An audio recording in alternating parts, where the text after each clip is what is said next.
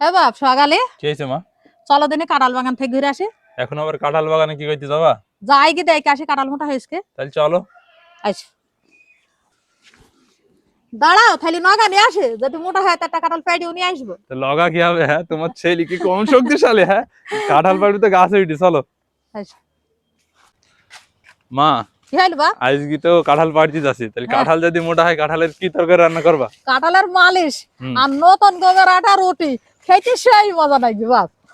আর এবছর এখান তো আজকে প্রথম কাঁঠাল পাড়তে যাচ্ছি, যাই দেখি কাঁঠাল মোটা হয়েছে।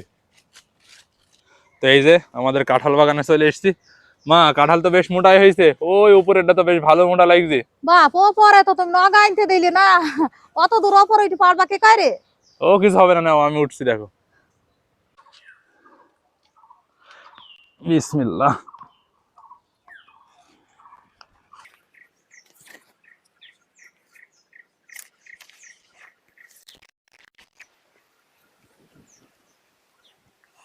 তো গাছের মধ্যে এই কাঁঠালটা সবচাইতে একটু বেশি বড় লাগছে, সেরা মানে মোটা হয়েছে ভালো মতো। তো এইটাই পেড়ে নিছি। নিন, আমার সম্ভব না, ফেলে দিলাম।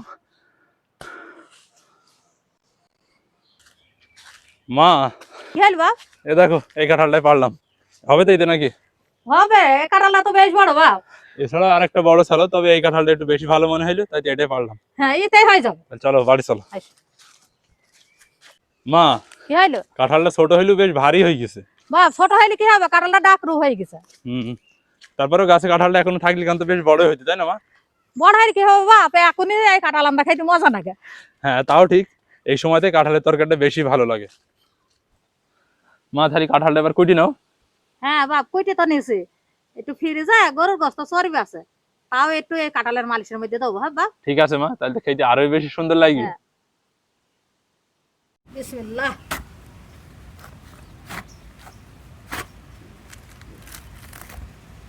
বাপ আমি কইতে দেই আর তুমি ছাড়গুলো বেশি নাও। ঠিক আছে, বেশি নিছি। তাহলে আগে একটু তেল মাখি নি না মা? হ্যাঁ, নাইলে হাত আটা লেগে যাবে।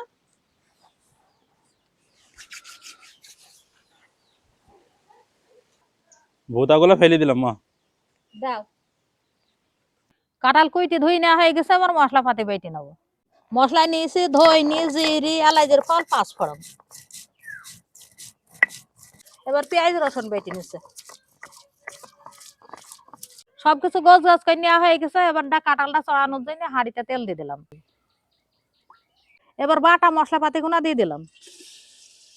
দিয়ে দিলাম কাঁচা ঝালের কুচি, কাঠ আর তেজপাতা, শুকনো ঝালের গুঁড়ো, হলুদের গুঁড়ো, স্বাদ মতো নুন। এবার মশলাটা একটু নেড়ে ছেড়ে গরুর গোশে চর্বি দিয়ে দেবো। এবার চর্বি টোনাও দিয়ে দিলাম। এবার মশলাটা একটু কষি নেবো। মশলা কষি নেওয়া হয়ে গেছে, এবার কাঁঠাল গুঁড়া দিয়ে দিলাম।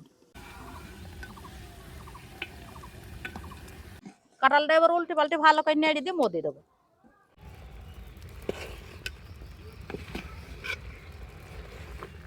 এবার অল্প একটু মো দিয়ে দিলাম। এবার চাপা দিয়ে ঢেকে দিলাম, আস্তে আস্তে সেদ্ধ হোক। আর কিছুক্ষণ পর পর ঢাকনিটা তৈলি নেড়ে দেবো, যাতে হাঁড়ির তলায় নেই গিনা যায়। কাঁঠাল সেদ্ধ হইতে হইতে এদিকে আমি কুটি বানানোর জন্য আটা ছাই নিয়েছি।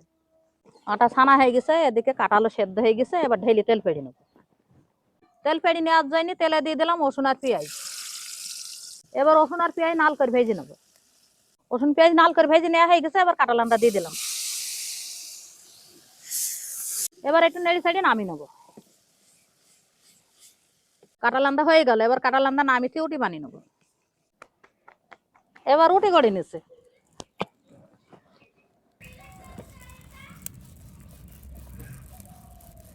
মা, কি হইলো? রুটি তো বানানো বেশ করা হয়ে গেছে, তাহলে আমাকে একটু তরকারি তুল দাও, এখানেই বসে খেয়ে নি। দাও, ফাল দাও। নাও।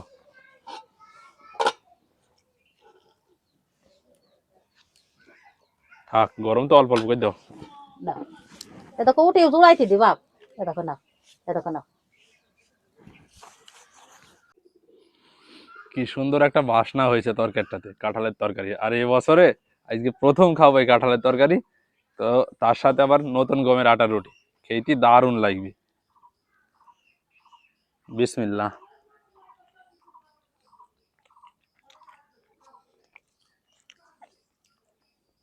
মুখে দিতেই বোঝা যাচ্ছে কত সুন্দর স্বাদ হয়েছে।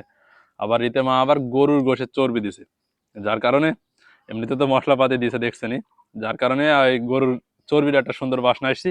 খেতে সব মিলিয়ে দারুণ হয়ে গেছে। মা খেতে কিন্তু খুব সুন্দর লাগছে। আর এই বছরে বললামই তো প্রথম খাসি। আর মা আজ এইভাবে রান্না করলো দেখলেনি তো, এইভাবে অবশ্যই রান্না করে দেখবেন, আশা করি বেশ ভালোই লাগবে। আর তাতে আবার খাচ্ছি নতুন গমের আটা রুটির সাথে, স্বাদই একটা আলাদা। তবে শুধু যেই নতুন গমের রুটির সাথে যে খেতে হবে এমন কোনো কথা না, এইভাবে রান্না করলি ভাতের সাথেও খেতে বেশ ভালোই লাগে। তো আজকের ভিডিওটা এখানেই শেষ করে দেবো। সবাই সুস্থ থাকবেন, ভালো থাকবেন, দেখা হবে নতুন কোনো ভিডিওতে। সবাইকে জানাই আল্লাহ হাফেজ।